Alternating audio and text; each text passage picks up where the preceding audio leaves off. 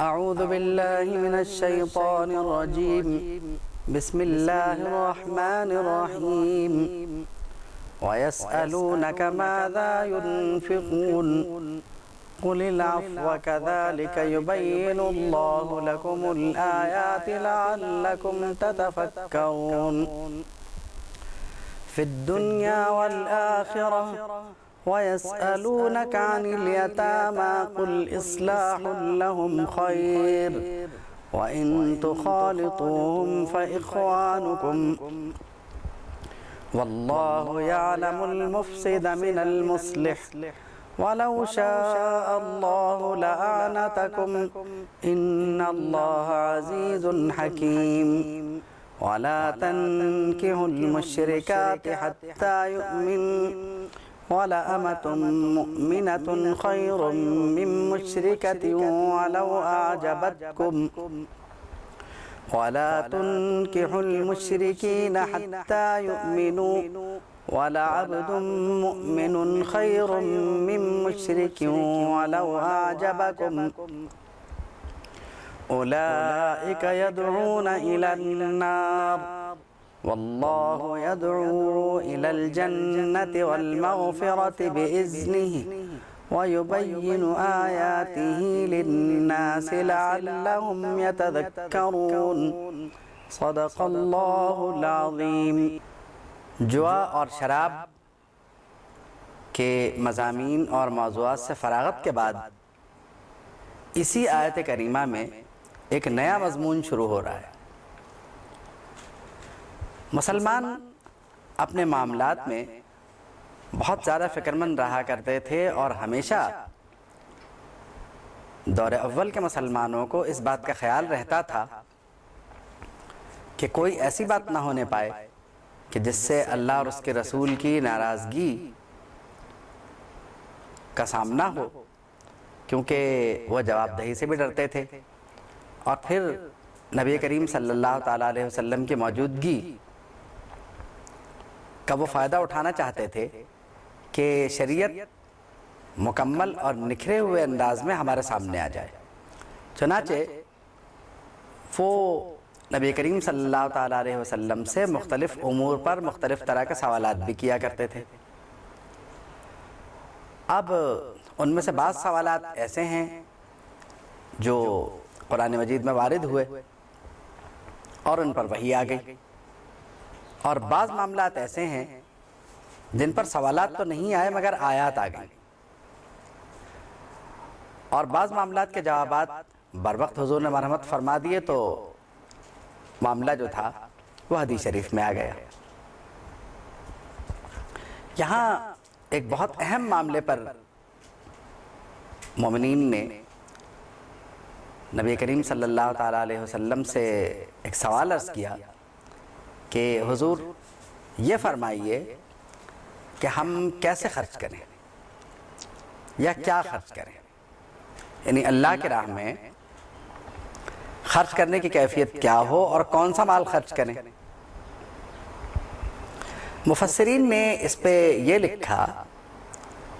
کہ پہلے کچھ اس طرح سے ہوتا تھا، یعنی آیت زکوٰۃ کے نازل ہونے سے پہلے، کہ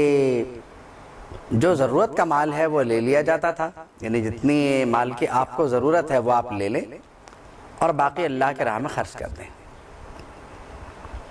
تو اب یہ ممکن ہے کہ مسلمانوں نے یہ اس لیے پوچھا ہو کہ ایک واضح صورت سامنے آ جائے، یا تو یہ کہ کتنی مقدار میں خرچ کرنا ہے یا یہ کہ کیسے خرچ کرنا ہے. فرمایا وَيَسْأَلُونَكَ مَاذَا يُنْفِقُونَ، کہ یہ مومنین آپ سے پوچھتے ہیں کہ ہم کیسے خرچ کریں یا کیا خرچ کریں. قُلِ الْعَفْوَ، آپ فرما دیں کہ جو ضرورت سے زائد ہو اسے خرچ کر دو، یعنی اللہ کی راہ میں دے دو. اب کچھ کا کہنا یہ بھی ہے مفسرین کا کہ آیت زکوٰۃ نے اس بات کو منسوخ کر دیا، یعنی کیونکہ زکوٰۃ میں پھر ایک خاص مقدار مقرر ہو گئی کہ اس مقدار میں خرچ کر دیں، اس کے بعد جو بھی ہے یعنی زکوٰۃ کی ادائیگی ایک خاص مقدار میں کرنے کے بعد جو بھی بچتا ہے وہ آپ کا ہے، کیونکہ مال کی ضرورت سے انکار نہیں کیا جا سکتا۔ اب مال کی ضرورت ہر جگہ ہے، کہاں اور کون سا شعبہ ایسا ہے جس میں مال کی ضرورت نہیں ہے انسان کو؟ تو اگر جتنا بچا ہوا مال خرچ کر دیا جائے کہ جو بچ گیا اسے خرچ کر دیں اور کچھ بچا کے نہ رکھیں، تو بہرحال یہ اس تفصیل میں جانے کا موقع تو نہیں ہے، لیکن اتنا کہا جا سکتا ہے کہ انسان کے مستقبل کی بہتری کے لیے بھی اسلام نے خیال رکھا، اور اسی لیے زکوٰۃ میں ایک مقدار مقرر فرما دی گئی کہ اس مقدار سے زکوٰۃ دے دو، باقی جو بھی ہے وہ تمہارا، یعنی تم بچا کے رکھ سکتے ہو۔ لیکن قل العفو کا حکم جو ہے وہ ابھی بھی اس اعتبار سے باقی سمجھا جا سکتا ہے کہ دین کی ترقی کے لیے، دین کی تعمیر کے لیے مستحب اور نفل طریقوں سے اپنی مرضی کے مطابق اپنی ضرورت سے بچے ہوئے مال میں، یعنی جو زائد مال ہو، زکوٰۃ وغیرہ ادا کرنے کے بعد اس میں سے بھی آپ چاہیں تو جو مقدار آپ چاہیں وہ خرچ کر سکتے ہیں۔ یعنی ایسا نہیں ہے کہ آپ نے یہ سوچا کہ ٹھیک ہے مجھے دین کا یہ کام پسند ہے، ایک مسجد بن رہی ہے، لہذا جتنی رقم میرے پاس ہے یہ سب میں دے دیتا ہوں، کیونکہ آیت وراثت جو ہے وہ کہاں جائے گی؟ آپ کے پیچھے لوگ بھی تو ہیں، یعنی سارا مال خرچ کر دینا یقیناً اسے ایک افضلیت ہو سکتی ہے،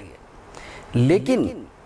جو ہمارے بعد باقی رہ جاتے ہیں ان کا بھی حق ہے۔ اللہ فرماتا ہے یوصیکم اللہ فی اولادکم،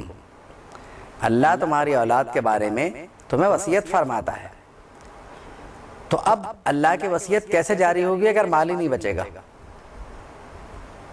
تو کچھ نہ کچھ جو ہے وہ بچا کے رکھنا ضروری ہے۔ حدیث شریف میں آتا ہے کہ جس کا مفہوم یہ ہے کہ تم اپنی اولاد کو تنگ دست چھوڑ دو، اس سے بہتر یہ ہے کہ کچھ نہ کچھ ان کے پاس ہونا چاہیے۔